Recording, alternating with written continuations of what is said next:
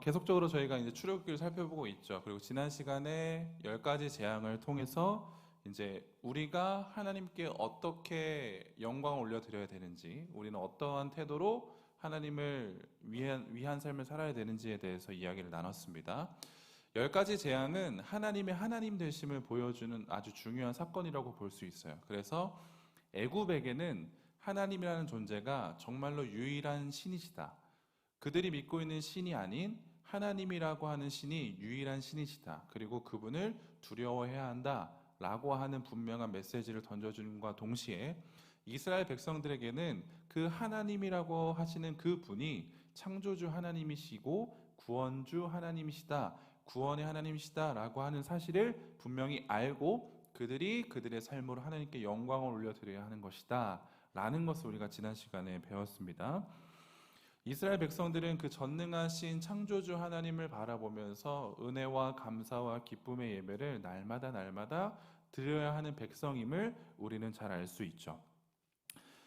오늘 본문에서 우리가 다루고 싶은 건 뭐냐면 애굽에게 바로에게 임한 재앙으로 인하여서 바로의 태도가 조금씩 달라지는 것은 여러분들이 이미 아실 거예요.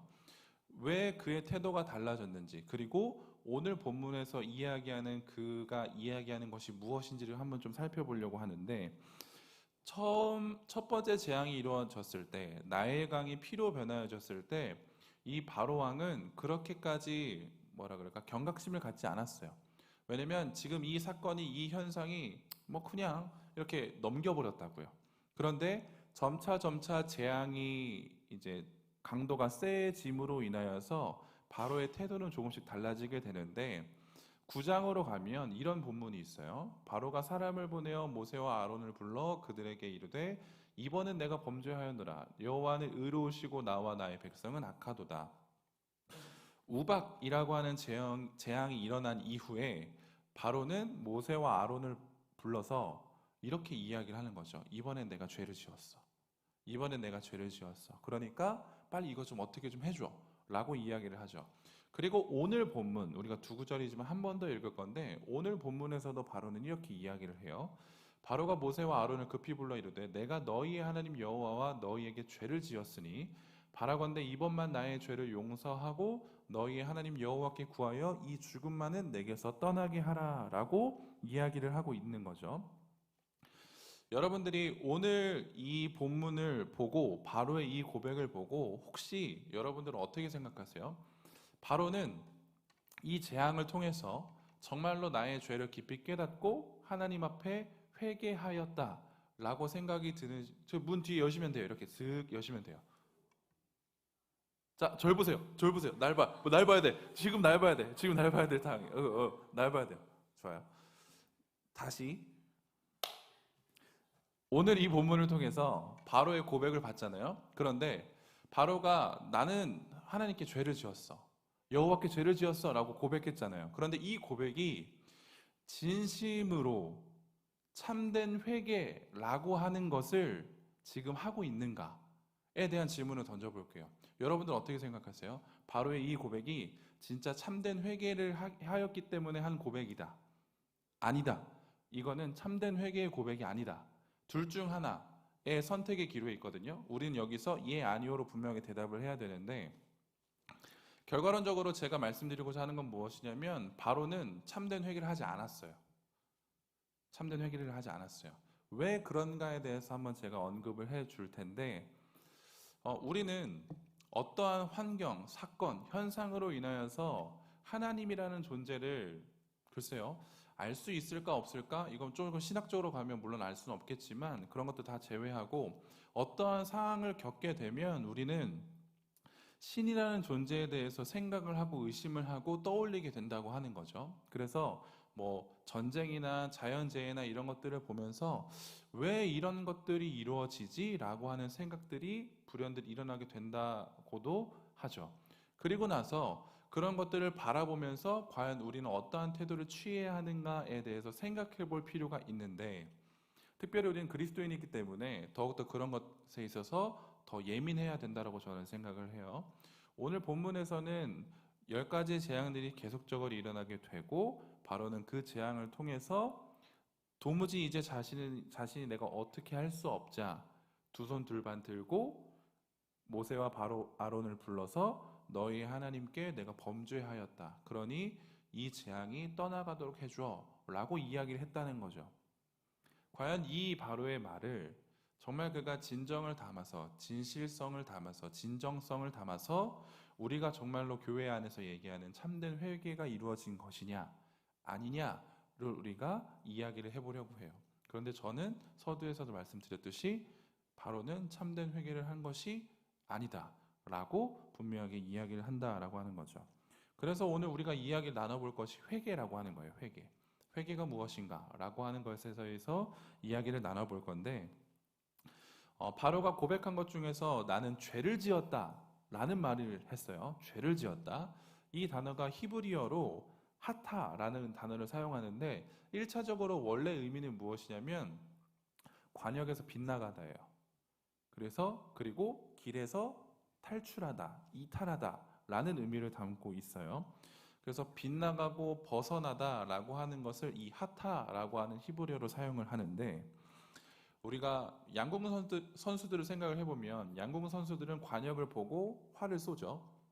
그런데 그 화살이 빗나가게 되면 이것이 히브리어로 하타라는 단어를 쓰게 된다라고 하는 거예요. 이것을 성경 안에서 성경적으로 끌어다 쓰면 어떠한 의미가 되냐? 우리가 잘 아는 것처럼 방금 바로가 고백했던 것처럼 내가 하나님께 죄를 지었다. 하나님의 뜻과는 다르게 살아가고 있다. 라고 하는 뉘앙스를 풍기게 돼요. 그러므로 우리가 여기에서 이 단어를 통해서 회개라는 단어를 한번 정의해 볼 수가 있는데, 이 단어를 통해서 정의할 수 있는 회개는 무엇이냐면 내가 지금 하나님께 벗어났다라고 하는 것을 인정하는 게 회개예요. 지금 나라고 하는 존재가 하나님으로부터 벗어나 있구나라는 것을 인정하는 것이 회개다라고 하는 것을 이 단어를 통해서 우리는 살펴볼 수 있죠. 그래서 이것을 인정하고 알게 되면 어떻게 해야 되는 마음이 일어나게 되냐? 본래대로 되돌아가고 싶어하는 마음이 생겨요. 본래대로 되돌아가고 싶어하는 마음. 그래서 회개라고 하는 단어는 원래의 모습대로 되돌아가려 하는 것. 회개는 원래의 모습대로 되돌아가려 하는 것이라고 우리는 이야기할 수 있습니다. 이거 처음 듣는 얘기 아니죠? 그렇죠? 여러분들도 어느 정도 회개는 맞아, 죄에서 멀리 떠나는 것, 다시 돌아가는 것, 이런 거 다 알고 계셨을 거예요. 그런데 오늘은 이 용어를 한 번 더 정의를 해보자는 거죠. 그래서 회개는 원래의 모습으로 되돌아가는 것이다 라고 이야기할 수 있겠죠. 그러면 우리가 여기서 한 가지 떠올려야 될 건 무엇이냐면 우리들의 원래의 모습이 어땠는가를 알아야겠죠. 그래야지 원래의 모습대로 돌아가죠. 우리들의 원래의 모습을 알지 못하면 지금 내가 원래의 모습에 떠나 있다고 한들 거기로 되돌아갈 수가 없다는 거죠. 그래서 성경에서 우리의 원래의 모습을 뭐라고 이야기를 해주냐면, 우리라고 하는 존재는, 나라고 하는 존재는 지난 시간에 이야기했던 것처럼 하나님을 영화롭게 하고 그분을 영원토록 즐거워하는 목적을 갖고 있어요. 하나님께서는 그 목적을 가지고 우리를 지으셨다고요. 하나님께 영광 올려드리는 삶으로 살아가기 위해서 지음을 받은 존재, 나와 하나님과의 명확한 차이를 알고 창조주 하나님과 피조물 나의 이 사이의 관계를 명확하게 알고 피조물로서 창조주에게 오직 경배와 감사와 찬양을 올려드리는 그 모습이 나라고 하는 존재인 거예요. 그래서 하나님께서 아담과 하와를, 인간을 처음 창조하셨을 때 계속적으로 이러한 관계를 원하셨던 거죠. 이 피조물이 창조주 하나님을 경배하고 영화롭게 하는 것, 그것이 원래 우리가 지음받은 목적이다라고 하는 거예요. 원래 우리는 그러한 목적대로 살아갔었어야 해요. 하지만 우리가 너무나도 잘 알고 있는 것처럼 아담과 하와가 죄를 저지름으로 인하여서 우리는 그 원래의 목적, 의도가 훼손되고 오염되게 됐어요. 그래서 우리는 우리를 창조하신 원래의 모습대로 살아가는 것보다, 하나님을 위한 사람이 되려 하는 것보다, 하나님을 섬기는 사람이 되는 것보다 내가 내 스스로 하나님이 되려 하고 내가 내 인생의 주인이 되려 한다라고 하는 거죠. 그로 인해서 우리는 어떠한 삶을 살게 되냐? 하나님을 사랑하지 않고 이 세상을 사랑하며 살아가는 존재가 되었다라고 하는 거예요. 세상을 부정하고 부인하고 그것을 끊어내야 하면서 살아가야 하는 존재가 우리였는데, 부패함으로 오염됨으로 인하여서 하나님을 끊어내는 삶을 살아가게 됐다라고 하는 거예요. 우리들의 원래의 모습은 뭐였다고요?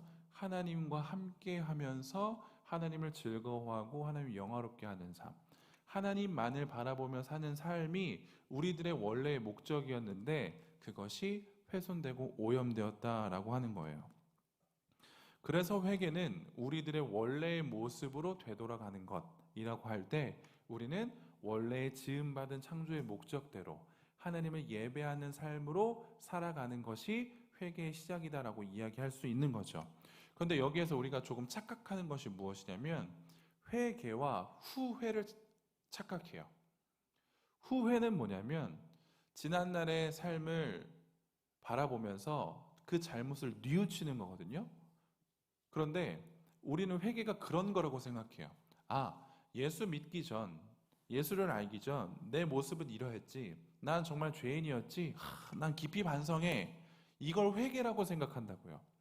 그런데 그건 회개가 아니에요. 후회예요. 나의 지난날의 삶을 후회하는 거죠. 회개는 뉘우침만으로 끝나는 것이 아니라 적극적으로 그 모습을 버리고 떠나는 의지가 담겨 있어요. 그래서 후회는 내 삶을 반성하게 하는데, 회개는 내 삶을 부정하게 하죠.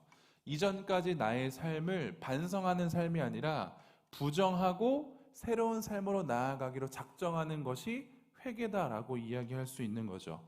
옛날의 자아를 부정하고 버려버리고 끊어버리고 새로운 자아, 새로운 정체성으로 살아가기로 작정하는 것이 회개다라고 이야기할 수 있습니다. 그리고 우리가 이 회개라는 것을 다른 말로 또 표현을 하자면 인생의 방향 전환이다라고도 이야기할 수 있어요. 죄와 사망으로 다름박질하는 우리들의 인생이거든요. 우리는 여전히 죄와 사망으로 다름박질하는 인생이라고요. 그런데 회개라는 것은 죄와 사망으로 다름박질하는 것을 끊고 돌아서 하나님, 의와 생명으로 다름박질하는 인생으로 살아가는 것이 회개다라고 이야기할 수 있는 겁니다. 여러분들은 이 말들을 모르지 않아요. 하지만 이런 말들을 정리해보지 않았기 때문에 어쩌면 조금 어색하게 들릴 수도 있고 어쩌면 조금 새롭게 들릴 수도 있는데, 우리는 신앙생활 하면서 회개라는 것에 대해서 굉장히 많이 들었어요.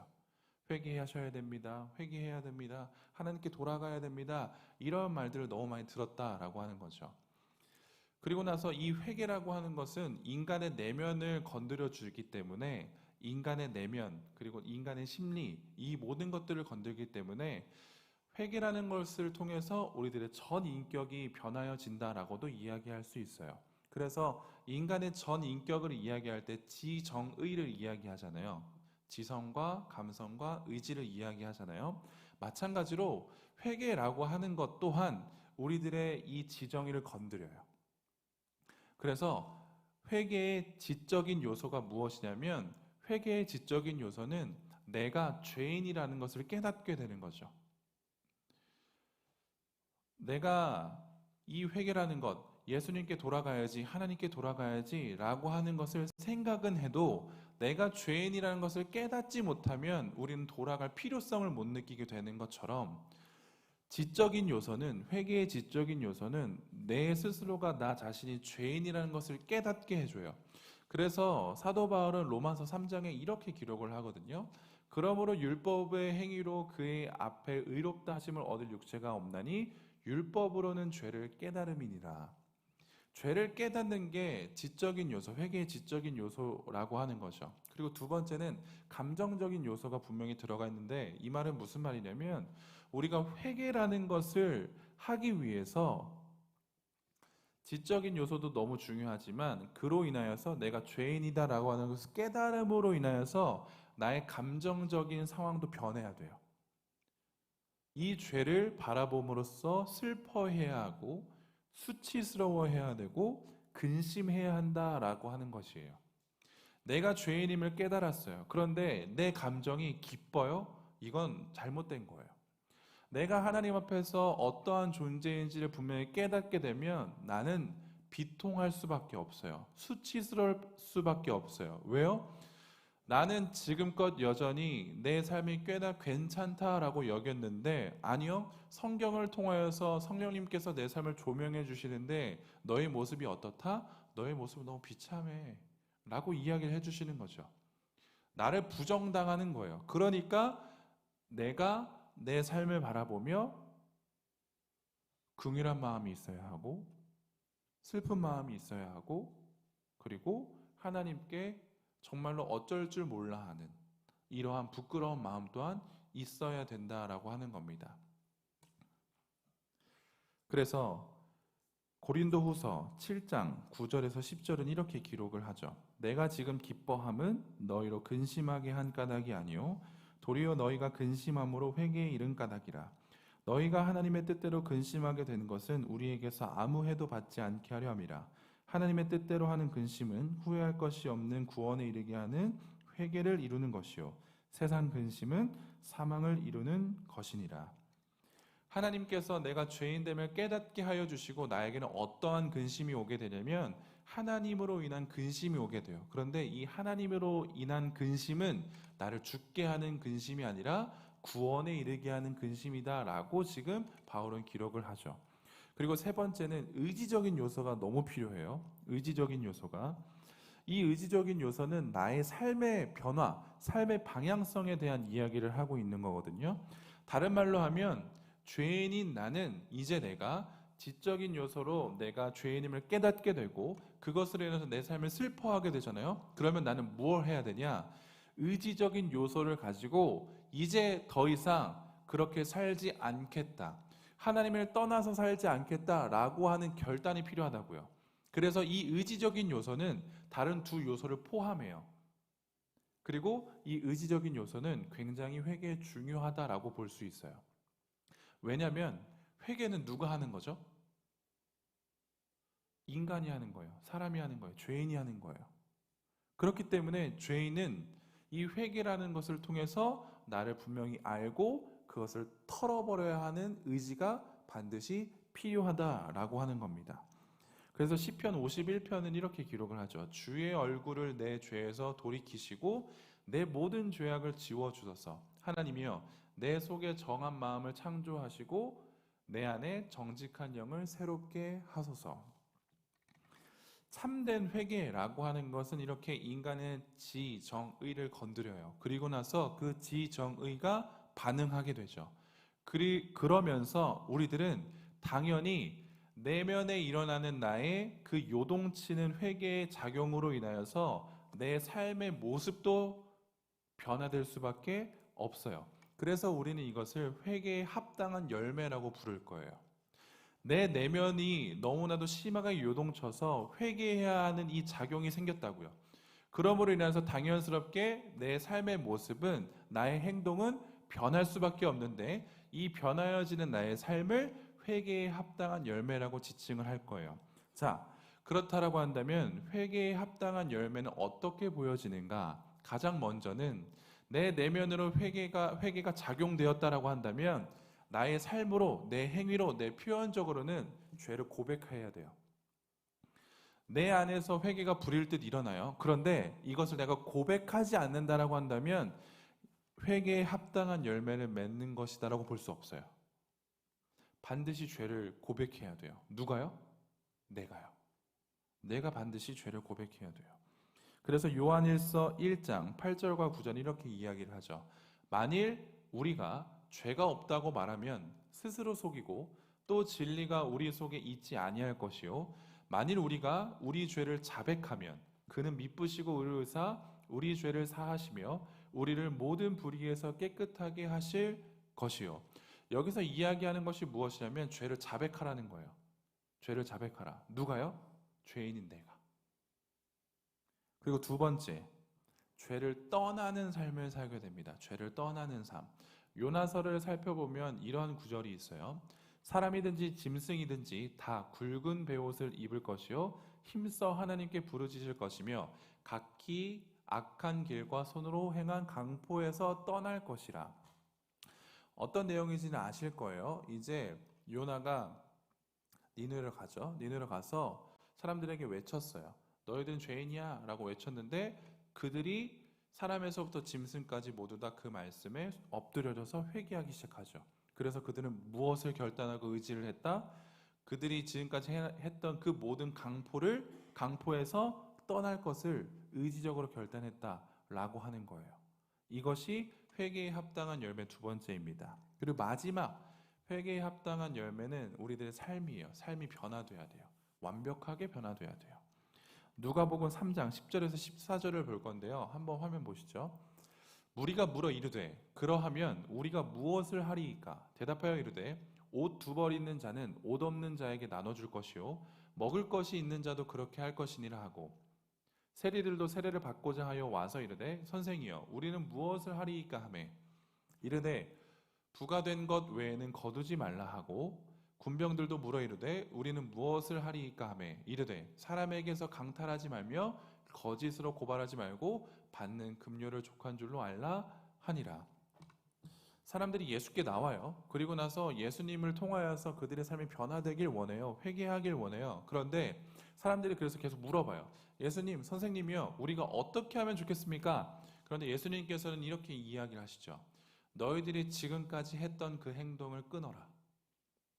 너희들이 지금까지 했던 관례대로 했던 관습대로 했던 습관적으로 했던 너희들의 모습들을 끊어라. 이게 회개인 거죠. 여러분들 마음에 우리들의 마음에 회개라고 하는 이 작용이 우리들의 마음에 일어났다라고 한다면 우리들은 반드시 우리들의 삶으로 그게 보여져야 해요. 보여져야 해요. 앞서 저는 바로가 말한 나는 하나님께 죄를 저질렀다. 너와 하나님 앞에서 나는 죄인이야 라고 이야기한 것에 대해서 바로는 참된 회개를 하지 않았다라고 저는 이야기를 했어요. 그런데 오늘 우리가 읽은 본문 그 두 구절만 보면 그냥 바로는 정말 참된 회개를 한 것처럼 보여지는 것도 사실이에요. 그렇게 보여지는 것도 사실이라고요. 우리가 그의 내면을 알 수는 없잖아요. 그런데 기록된 문서로 봤었을 땐 바로는 참된 회개를 하였구나 라고 우리는 인정할 수도 있단 말이죠. 그런데 성경은 그렇게 인정하려고 하는 것에 조금 X를 쳐요.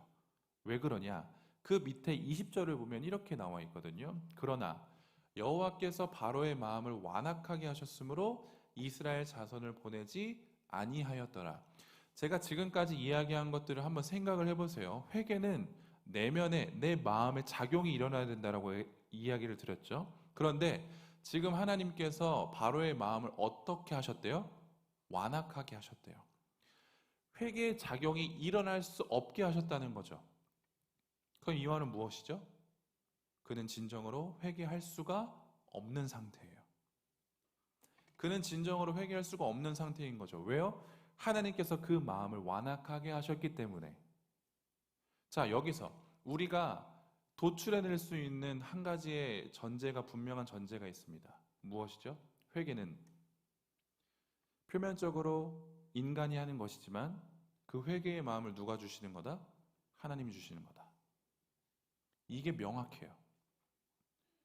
회개라고 하는 것은 하나님이 하시는 게 아니에요. 내가 하는 겁니다. 죄인인 내가 하는 거예요. 하지만 죄인인 내가 회개를 하기까지 누가 이끄신다고요? 하나님이요. 하나님이 이끌어 주신다고요. 이게 우리 명확하게 알아야 될 전제예요. 바로는 표면적으로는 회개한 것처럼 보여져요.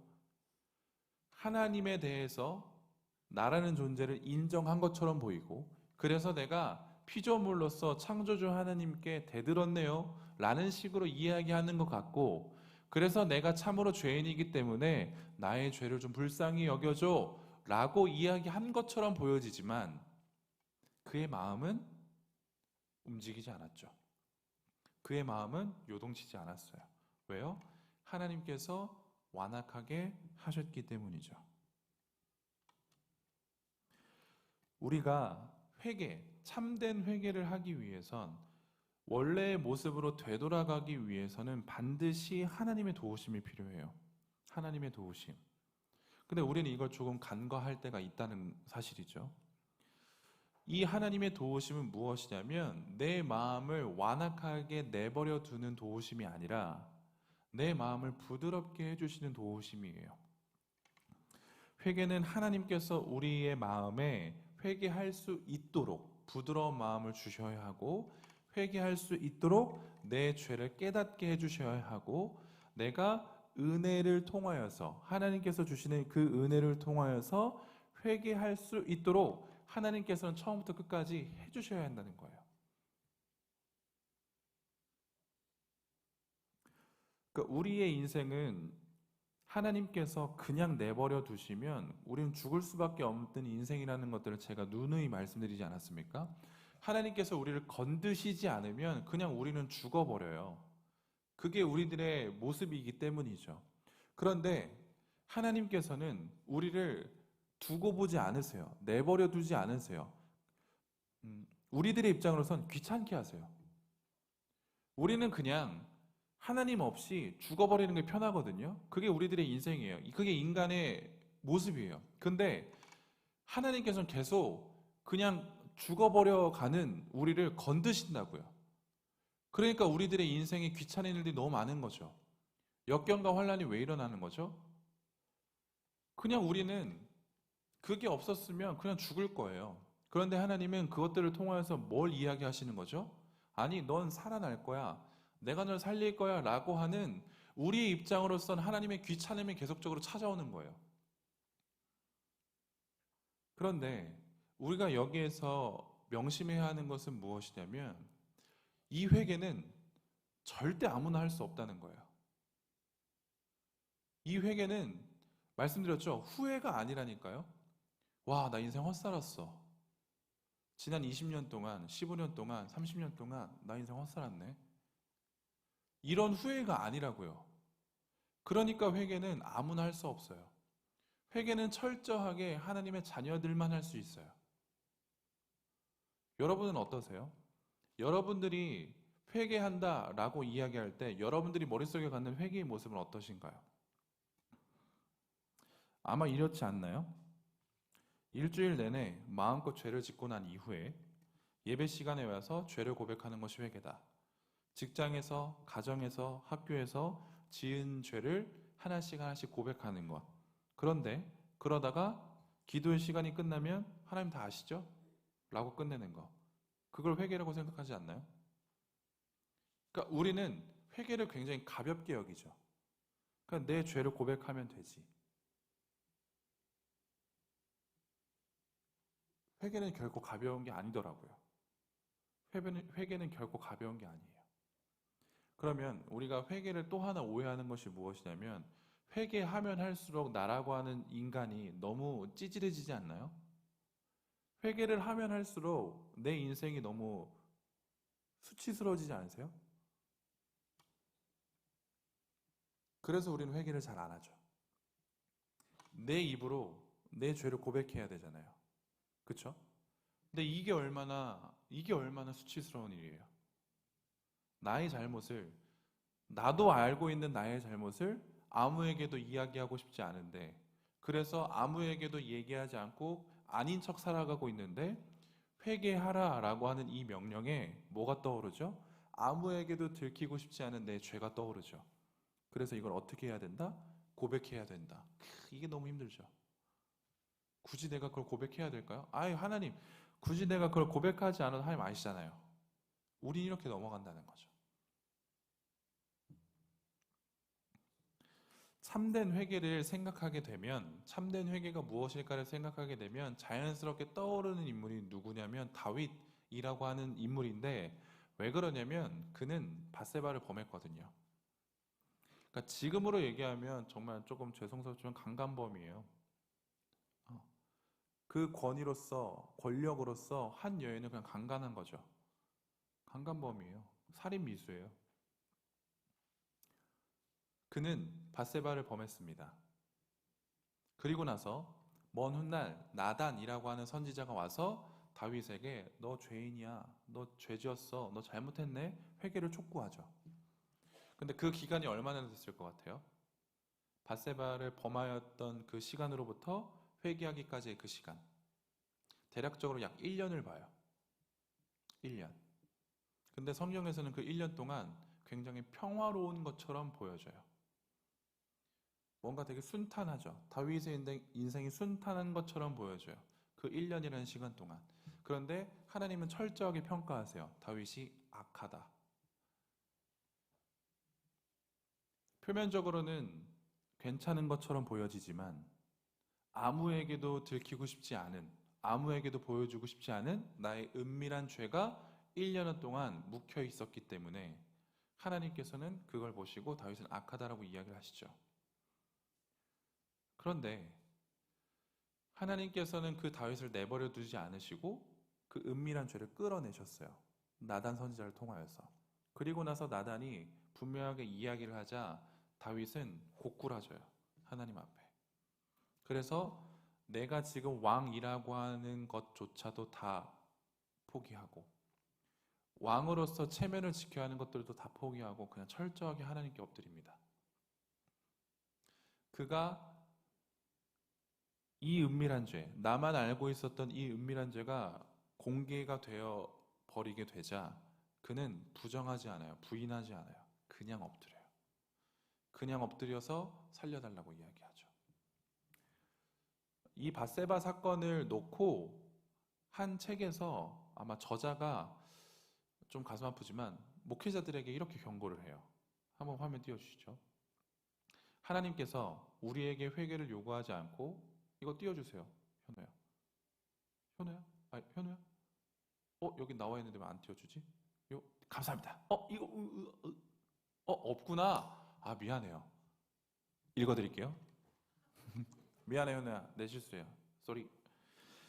자, 한 책에서 다윗의 이런 모습을 보고 목회자들에게 이런 일침을 가해요. 여러분들이 목회자라고 한번 생각해 보세요. 설교를 잘 못한다고 해서 하나님이 꾸짖으시는 것은 아니다. 얼마나 다행인지. 교회 행정을 서툴게 한다고 해서 하나님이 나무라시는 것은 아니다. 전 교회 행정이거든요. 감사해요. 교회 성장을 이루지 못한다고 하나님이 질책하시는 것도 아니다. 하나님의 사람들이 걸어가는 삶이 서툴렀을 때 하나님은 꾸짖으신다.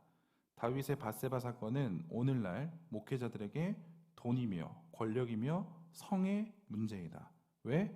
모두 다 은밀한 것이기 때문에. 다윗이 벌인 이 추악한 죄는 누구에게도 오픈되어서는 안 되는 다윗의 수치죠. 그리고 실제로 누구에게도 오픈되어지지 않았어요. 왜? 누구도 얘기하지 않거든요. 어떻게 감히 왕의 잘못을 이야기합니까? 왕이 꺼내지 않는 이상. 그렇게 1년을 잘 살죠.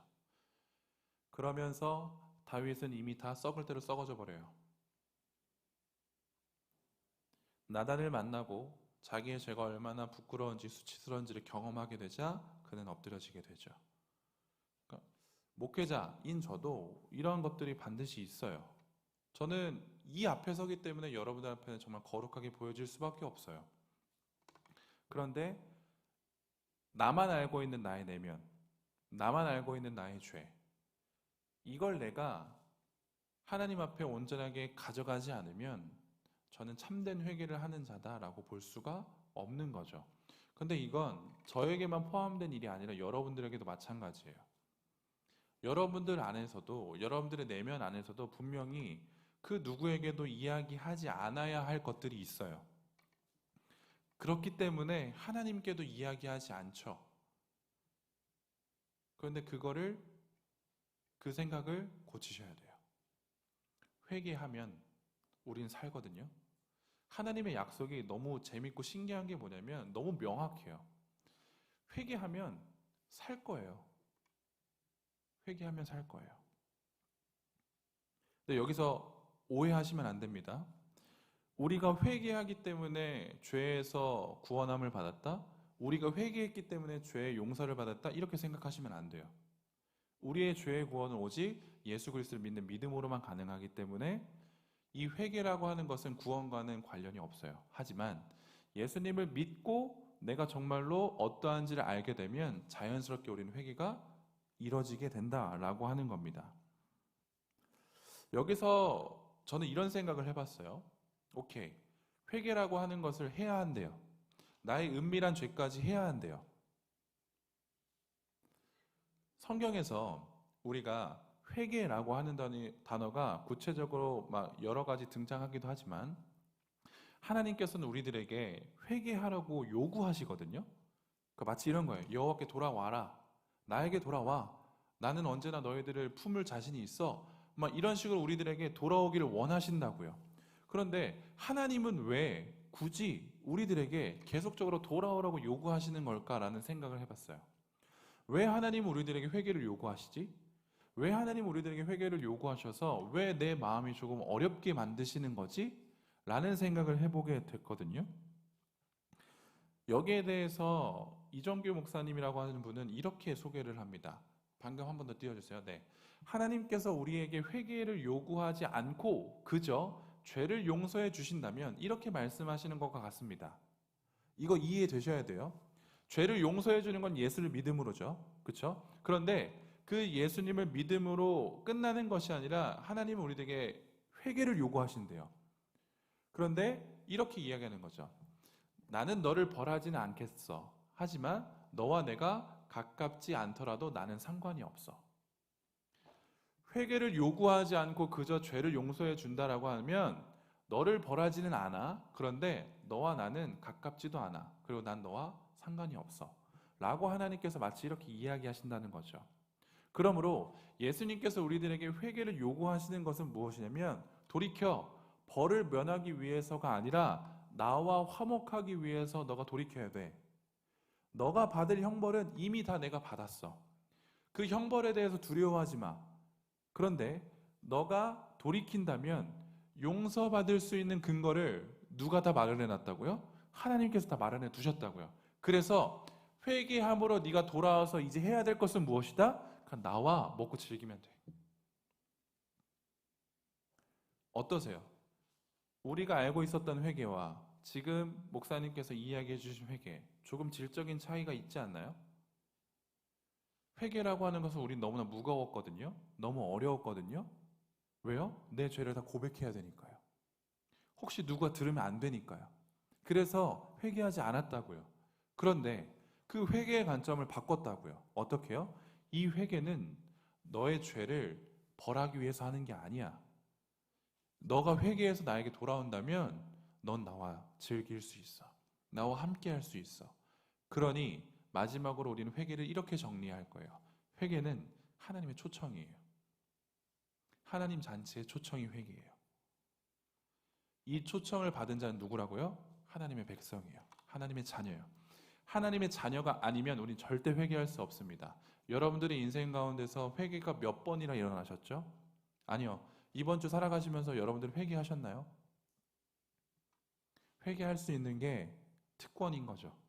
하나님의 자녀로서 내가 하나님의 잔치에 들어갈 수 있는 초청을 받았다라고 하는 것이 회개라고 한다면 이 초청은 하나님의 자녀들만 받을 수 있어요. 저와 여러분들만, 예수를 그리스도로 고백하는 자들만 받을 수 있다는 거죠. 그래서 여러분, 이번 주 우리가 해야 될 게 있어요. 뭐냐면 마음껏 회개하세요. 진심으로 마음껏 회개하세요. 여러분들의 매일매일 기도하는 시간을 놓고 그 시간에 회개로 가득 채우세요. 내 삶을 하나님 앞에 철저하게 내려놓고 하나님의 시선으로 내 삶을 보세요. 내가 얼마나 죄인이었는지. 그리고 마음껏 회개하세요. 그러면 반드시 하나님은 우리들에게 기쁨 주세요. 반드시 하나님은 우리들에게 감사 주세요. 왜요? 하나님의 초청에 응했잖아요. 하나님의 부르심에 응했잖아요. 그러면 하나님은 이제 우리들에게 복 주실 일만 남았어요. 말씀을 마무리하겠습니다. 회개라는 것이 인간을 향한 하나님의 초청, 초대라고 하는 사실을 반드시 기억하세요. 그리하여서 마음껏 하나님을 누리시는 저와 여러분들이 되기를 간절히 소원합니다. 우리 이 시간 잠깐 찬양하죠. 예배하는 이에게라고 하는 찬양이 있습니다.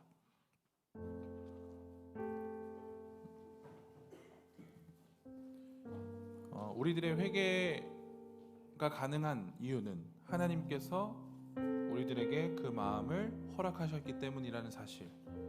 그런데 그 주님이 우리들에게 그렇게 허락하신 이유가 이 가사에 나와 있어요. 왜냐면 주님이 나를 아시기 때문이죠. 나라고 하는 존재가 어떠한 존재를 아시기 때문에 우리들에게 그 기회를 주시고 초청을 주시는 거죠. 내가 용찬아, 내가 너를 알아. 근데 넌 지금 뭘 해야 하냐면 회개해야 해. 나의 초청을 너가 받아야 해. 그래야지 너가 살 수 있어. 그래야지 너가 이 세상을 살아갈 때 나와 함께 할 수 있어. 전능하신 하나님과 창조주 하나님과 네가 함께 할 수 있어. 이 사실을 여러분들이 반드시 기억하셨으면 좋겠습니다. 정말로 여러분들의 인생에 있어서 하나님의 함께하심, 하나님의 도우심이 날마다 여러분들의 입술로 고백되어지기를 간절히 소원합니다.